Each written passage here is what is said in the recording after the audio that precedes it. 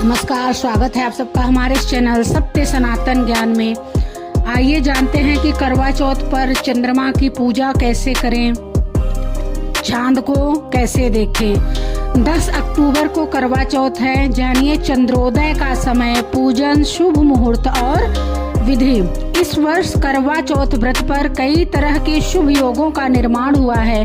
पंचांग के अनुसार करवा चौथ पर सिद्धि योग बनेगा और करवा चौथ पर चांद के निकलने का समय रात 8:13 पर है। शुक्रवार 10 अक्टूबर को सुहागिनों को महापर्व करवा चौथ मनाया जाएगा। हिंदू धर्म में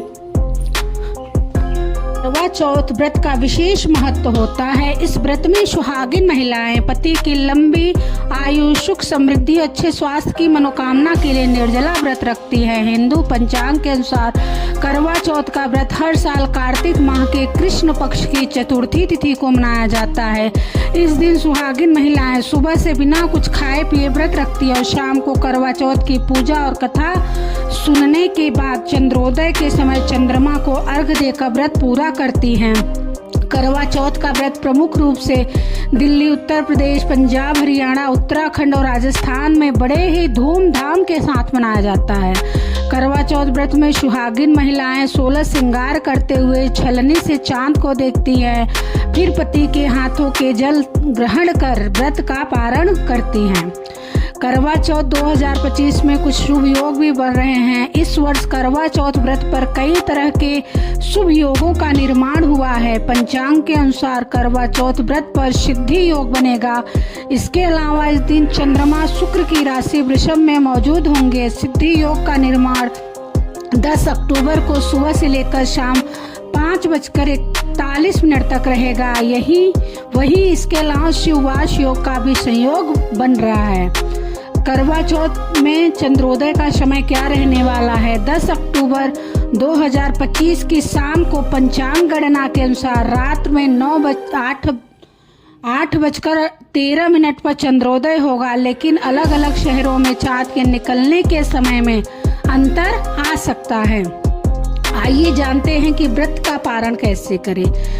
व्रत पारण के नियम। चंद्रमा को अर्घ देने के लिए जल में दूध, रोली, चावल और चीनी मिलाकर 1 लोटे में तैयार रखें।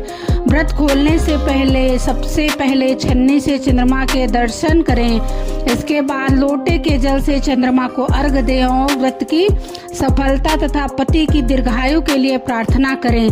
चंद्रमा को अर्घ देने के बाद व्रती महिला को उसी छन्नी से अपने पति का चेहरा देखें।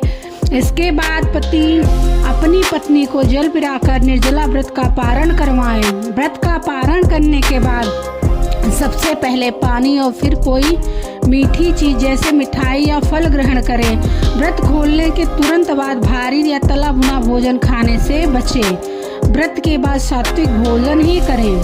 इस दिन तामसिक भोजन करने से बचें। चांद को अर्घ देते समय क्या बोलते हैं?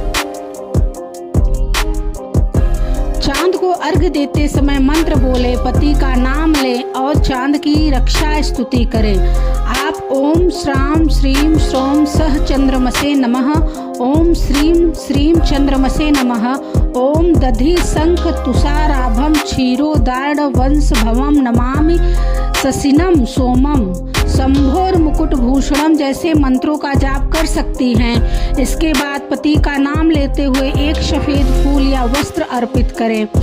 जानते हैं कि पति की पूजा कैसे करें। व्रत खोलने से पहले सबसे पहले छन्नी से चंद्रमा के दर्शन करें। इसके बाद लोटे के जल से चंद्रमा को अर्घ दें और व्रत की सफलता तथा पति की दीर्घायु के लिए प्रार्थना करें। चंद्रमा को अर्घ देने के बाद व्रती महिला को उसी छन्नी से अपने पति का चेहरा देखना चाहिए। इसके बाद पति अपनी पत्नी को जल पिलाकर निर्जला व्रत का पारण करवाएं। चंद्रमा को अर्घ देने की विधि क्या है? 1 लोटे में जल लें, उसमें दूध, रोली, चावल, अक्षत और चीनी मिलाएं। चंद्र दर्शन करें। चंद्रोदय के बाद अपनी पूजा की थाली या छन्नी हाथ में लेकर चंद्र दर्शन के लिए जाएं। छन्नी से चंद्रमा को देखें। जल से भरे लोटे से चंद्रमा को अर्घ दे। यह हाथ में लेते हुए बोले, ओम दधि शंख तुषाराभम क्षीरोदार्ढ़ वंशंभवम नमामि शशिनम सोमम। शंभोर मुकुटभूषणम या अन्य चंद्र मंत्र का जाप करें। प्रार्थना करें, पति की लंबी आयु, सफल व्रत के लिए प्रार्थना करें। सभी सुहागिन माताओं बहनों को हमारी तरफ से करवा चौथ व्रत की बहुत बहुत बधाई। भगवान आप सबके पतियों की रक्षा करे। जय भोलेनाथ।